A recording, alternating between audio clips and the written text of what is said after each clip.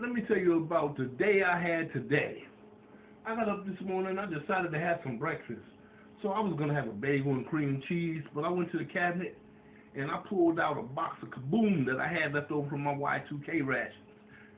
Kaboom is like one of the nastiest cereals ever. Let me tell you exactly what it tastes like. You ever been walking out the bank and you all happy and you all in a big hurry and you have that dye pack explode on your ass?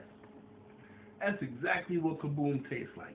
So I'm trying to go to the bathroom and I got Kaboom all over me with my girls in the bathroom. So I decide to walk to the cafeteria out on I-95. So I'm like 40 miles outside of New York and this guy pulls up next to me in a car. He's counting money on the hood of the car. 100, 200, 300. Yo, big man, come here. You want to make some money?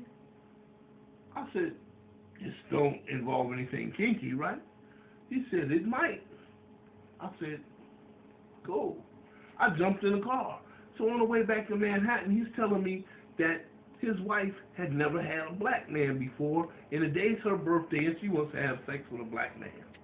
I said, at the first non-sexual scream, I'm out the fire escape, and you can kiss your $500 goodbye. So we get back to his house. His wife does not scream. She comes out, he yells surprise, and he proceeds to leave. Now, I'm nervous. I gotta admit, 88 Fingers is nervous. But for $500, I could perform circus tricks. She would swear she was with Dingling Brothers, Barnum and Bailey. So I said, what do you want? She said, first, I want you to take off all my clothes. So I did it. I did. I took off all the clothes. I said, well, now what do you want me to do? She said, now I want you to kiss me all over my body. So I did it. I did. I kissed her all over her body. I said, well, now what do you want me to do? She said, now I want you to tie me down and do what you do best. So I did it. I did. I tied her down and robbed the place. So I get back to the house, and I'm all nervous, and I'm like, oh, God, the cops is going to come here. I don't got no receipts for this stuff. I'm in a bad way. So I'm pacing back and forth, and I hear a knock on the door.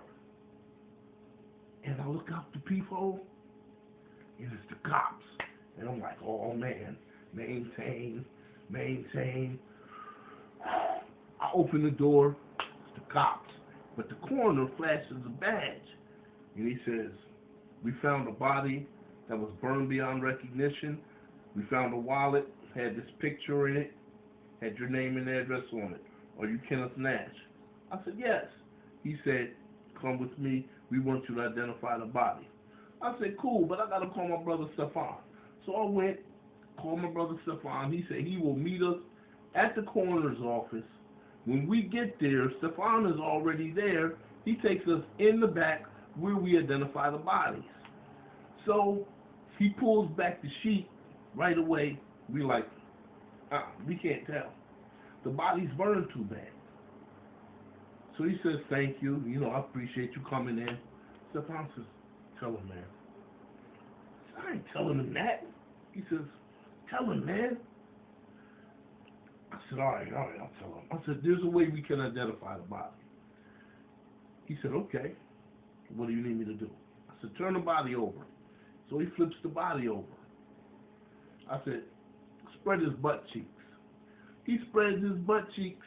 Right away, me and Stefan say, that ain't Greg. He said, well, how do you know? We said, well, Greg had two assholes.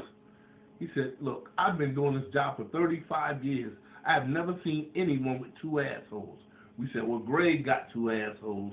Every time we walk down the block, people say, here come Greg with them two assholes.